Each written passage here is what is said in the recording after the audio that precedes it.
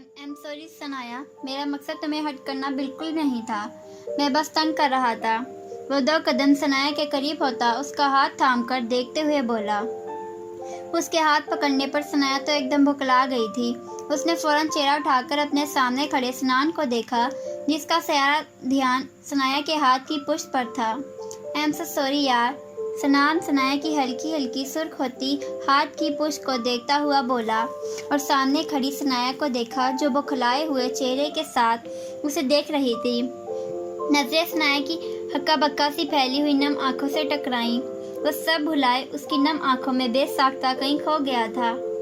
सनाया ने उसके हाथ से अपना हाथ खींचने की कोशिश की तो वह एकदम होश में आया। उसने एक नज़र फिर सनाया को देखा, जो बिल्कुल पास ही खड़ी थी। फिर अपनी पोजीशन का ख्याल आया तो एकदम उसका हाथ छोड़ता 2 कदम पीछे लेता खड़ा हो गया। I'm sorry again, मैं बस तुम्हें। वो आंखों को झपकता अपनी सफाई देने की कोशिश कर रहा था, पर दे नहीं पा रहा था। नजरें बार बार भटक कर जानबूझकर सनाया की नम आंखों में झांकने की कोशिश कर रही थी, जो सनान को कंफ्यूज कर रही थी। कोई बात नहीं सनान भाई, वो जल्दी से कहती दुपट्टे को सर पर जमा गई। क्या हुआ सनाया? सनान की नजरें हनोज सनाया पर जमी थी, जब पीछे से याले की आवाज़ पर उसने चौंक कर पीछे देखा। मुझे ऐसे लगा जैसे तुम चिल्लाई थी। वो एक नज़र सनान को देखती सनाया के पास आते हुए बोली। हाँ, वो सनाया ने एक नज़र सनान को देखा। वो मेरा हाथ जल गया गलती से, तो इसलिए शायद मेरी चीख निकल गई। उसकी बात पर जहाँ याले परेशान हुई थी, वही सनान ने हैरत से उसे देखा। क्या हाथ जल गया? कैसे? याले परेशान सी बोली। बस ऐसे ही गलती से। छोड़ो, ज़्यादा नहीं है। सनाया ज़बरदस्ती मुस्कुरा कर बोली। आंखें हनोज नम थीं। सनान को एक बार फिर हैरत हुई, वो आखिर उसका नाम क्यों नहीं ले रही थी। हाथ गलती से जला, पर गलती करने वाला तो वही था ना। इधर आओ, मैं दवाई लगा दूँ। देखो स्किन रेड हो रही है। वो इसे लेकर कुर्सी पर बिठाते हुए बोली। याले के लहजे में साफ परेशानी थी। सनान ने भी उसके हाथ की पुष्ट को देखा, जो बहुत ज़्यादा तो न जली थी, पर बहुत कम भी न थी, लेकिन सुर्खी इख्तियार ज़रूर कर चुकी थी। पर मेरी चाय? सनाया ने मुड़कर चाय को देखते हुए परेशानी से कहा, जहाँ चाय उबल रही थी। सनान ने एक बार फिर हैरत से आंखें बड़ी करके उसकी तरफ देखा। ये लड़की तो बार बार उसे हैरतों में गोताजन कर रही थी। अब भी उसे हाथ की जलन से ज़्यादा चाय की फिक्र थी। पी लेना चाय भी, पहले इधर बैठो। याले ने उसे ज़बरदस्ती कुर्सी पर बिठाया और फिर पलट कर फ्रिज के निचले हिस्से में कुछ तलाश करने लगी। सनाया ने चेहरा मोड़कर चूल्हे पर रखी पतीली को देखा और फिर साथ खड़े सनान को, जो उसे ही देख रहा था, पर उसकी आंखों में हैरत थी और माथे पर बल थे, जिस पर सनाया ने गौर नहीं किया था। वो आगे बढ़ता फ्रिज से पानी की बोतल निकाल कर बाहर चला गया। पीछे याले ने पहले उसके हाथ पर कोई ट्यूब लगाई और फिर खुद ही उसको चाय डालकर दी, जिसे वो मज़े से पीती वक्फे वक्फे से एक नज़र हाथ की पुष्ट पर डाल लेती। उसे जलन हो रही थी, जिसे वो बर्दाश्त किए बैठी थी, क्योंकि उसका हाथ पहले भी कई बार किचन में जल चुका था, इसलिए वो अब आदी थी ऐसी तकलीफ़ को बर्दाश्त करने की। जब इंसान को एक ही तकलीफ़ बार बार मिले ना, फिर उसके अंदर खुद ब खुद ही उस तकलीफ़ को बर्दाश्त करने की हिम्मत आ जाती है, फिर चाहे वह तकलीफ़ इंसान दें या बेजान चीज़ें। चाय पीने के बाद सुकून से जाके सोई थी। अगली सुबह मामूल के हिसाब से उसने फजर पढ़ी और फिर याले को नमाज के लिए जगा कर खुद कुरान पाक खोलकर तिलावत करने लगी।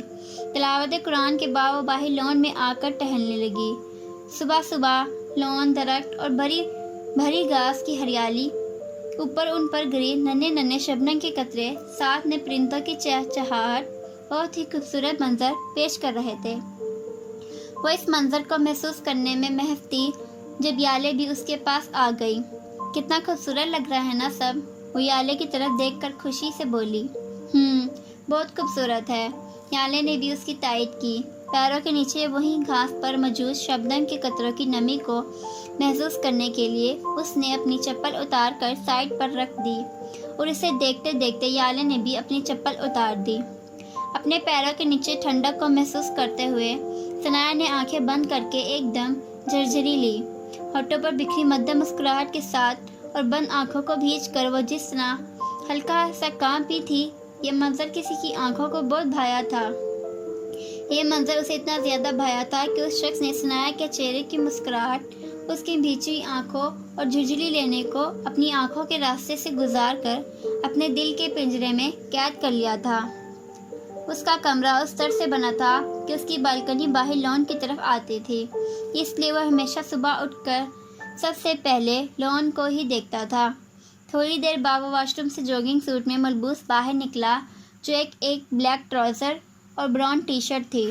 اس کی نظر سوئے ہوئے افنان پر پڑی۔ ایسا کرتا ہوں اس کو بھی ساتھ لے جاتا ہوں جوگنگ پر، سنان سوچتے ہوئے اس کے سر پر جا کھڑا ہوا۔ اوے افنان، آجا یار، جوگنگ پر چلتے ہیں۔ یہ اس نے کوئی تیسری بار افنان کو کہا تھا، لیکن وہ ٹس سے مس نہ ہوا۔ او گینڈے، تجھے کہہ رہا ہوں میں، کون سی چرا اسپیکر سویا ہے جس کا نشہ اترنے کا نام ہی نہیں لے رہا؟ سنان نے دانت پیس کر کہتے ہوئے اس کے چہرے پر سے کمبل ہٹایا۔ یار کیوں تنگ کر رہا ہے؟ میں نے جانا جوگنگ پر تھوڑی ہے۔ تو نے جانا ہے تو جانا، مجھے کیوں تنگ کر رہا ہے؟ سونے دے مجھے، افنان بند آنکھوں سے خمار بھری آواز میں کہتا واپس کمبل اوڑھنے لگا، جسے ثنایا نے درمیان میں ہی روک لیا۔ میں تو تجھے ساتھ لے کر ہی جاؤں گا، اس لیے جلدی سے اٹھ جا، نہیں تو میں نے پانی پھینک دینا ہے تیرے اوپر، سنان وارننگ دیتے ہوئے بولا، جسے افنان سرے سے اگنور کرتا ویسے ہی آنکھیں بند کرتا سو گیا۔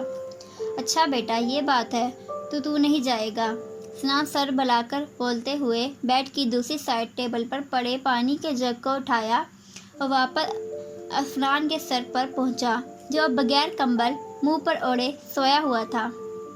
بیڈ پر اس کا منہ تھا اور اوپر تلوار کی طرح لٹکتا ہوا پانی سے بھرا جگ۔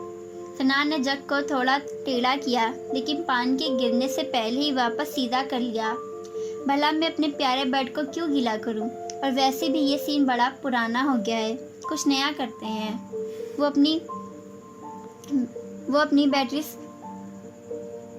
اپنی بیئر جاتے ہوئے خود سے بولا اور جگ سائڈ ٹیبل پر واپس رکھ دیا۔